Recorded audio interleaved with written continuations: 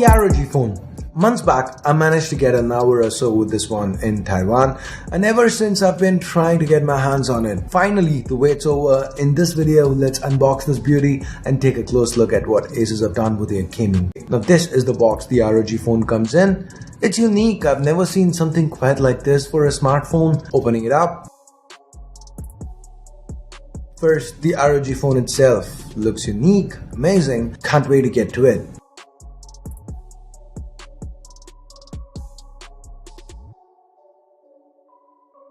Let me turn it on and set it aside and get to the rest of the stuff.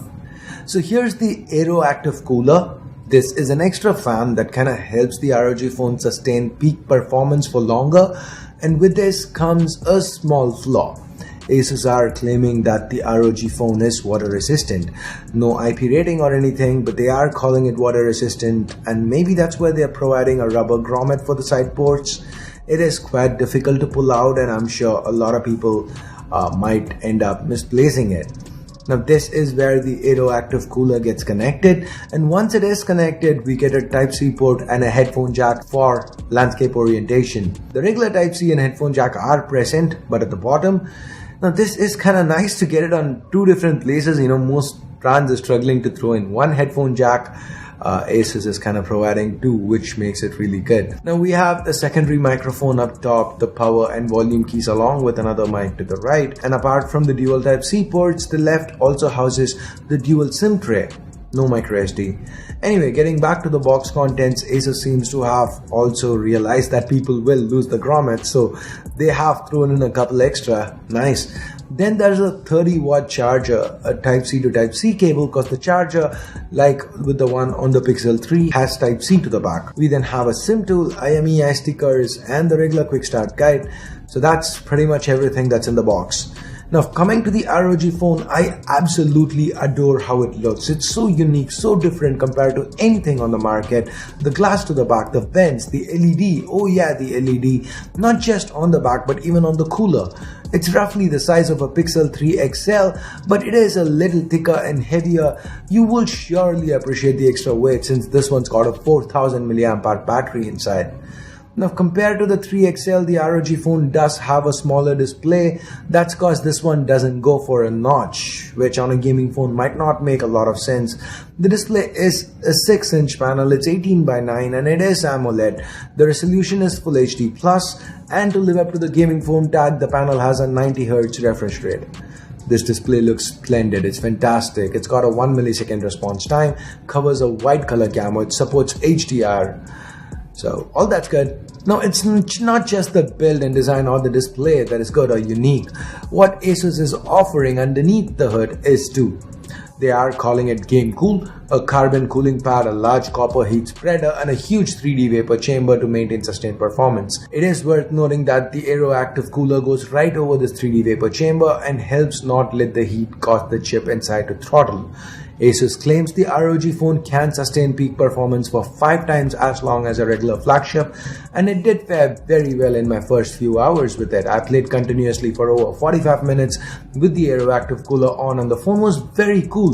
The temperatures were under 40 degrees, which was great, but of course I'm gonna have to test it more and without the Aero Active Cooler as well. So right now, let's leave that, put it under the list of things that we're going to talk about in the full review.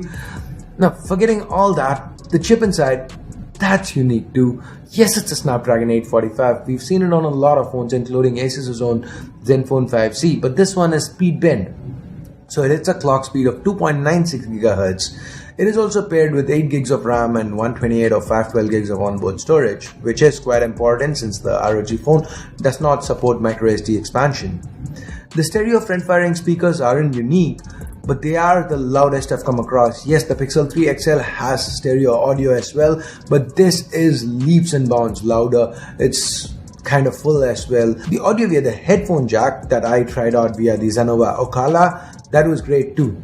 By the way, you could get a ROG headset and sync up LED.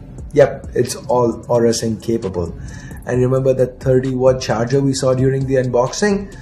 Now there's an IC included here. It is there so the phone doesn't get heated up while charging, and Asus claims the ROG phone can go from 0 to 60 in just 30 minutes. Now remember, that's with a 4000 mAh battery. On the software side of things, we've got a custom ROG UI on top of Android 8.1 Oreo. Kind of feels like a tweaked version of Zen UI, but there are quite a few unique features, cool features included, like the X mode, which is a gaming mode triggered via a squeeze. Cool, right? The animation's neat, the user interface feels really fast and snappy. And talking about trigger, we get air triggers. So we can map different points to a kind of shoulder trigger. It's quite nice. For example, with PUBG, I have left trigger to aim, right trigger to shoot, just like I would with a regular controller. So now, moving on from all that, let's talk cameras. It's the same sensor from the 5Z, the super popular IMX363 that's on a bucket load of quite good phones, phones that are known for their cameras. But this one kind of gets a different lens to go with it from the 5C. This is a lens with a f1.7 aperture. There is OIS. The secondary shooter is 8 megapixel f2.2 with a 120-degree field of view. Given the setup is similar to the 5Z, I feel the camera should do quite well. Of course, I don't expect it to be a Pixel or iPhone XS beta, but usually cameras are an afterthought on gaming phones, but Asus have used probably the best hardware at their disposal, so really good to see the brand trying to leave no stone unturned. I did like the images that came out of this setup. Here are a few more samples.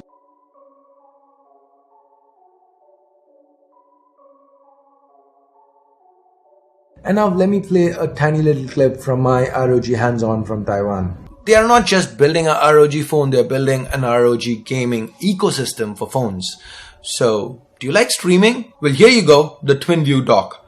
Game ergonomically, and you can check out the comments. By the way, this dock comes with a 6000 mAh battery built in. And then there's a mobile desktop dock. This one lets you map any part of the display to the keyboard and mouse. Definitely gives you a very competitive advantage when it comes to gaming.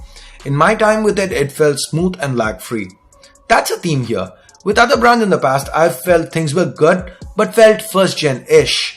But that's not the case here with ROG. Asus seem to have leveraged the ROG gaming experience for mobile. They've done it quite well here, and nothing feels really first-gen-y, if that's a word. It all feels very polished, and Asus still were not done. There's more. There's GameWise. Snaps right on and kinda makes the ROG phone into a Switch. Guys, as a reviewer, I've played Asphalt 8 over 1,000 times. The same damn track for testing over and over again to show you guys on camera for various different phones.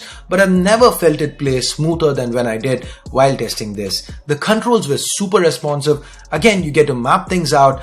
Then there is the Asus YGig dock to let you stream lag-free to any device with an HDMI port. So these are accessories sold separately, of course, but I'm happy to see such a strong ecosystem made available right at launch. Of course, I don't have those accessories with me, but I thought they should still be mentioned on this video, hence the clip. Anyway, I can't wait to spend more time with the ROG phone. It seems exciting. We are hearing rumors of Asus launching this in India soon, but when and at what price, we have no official information on that just yet.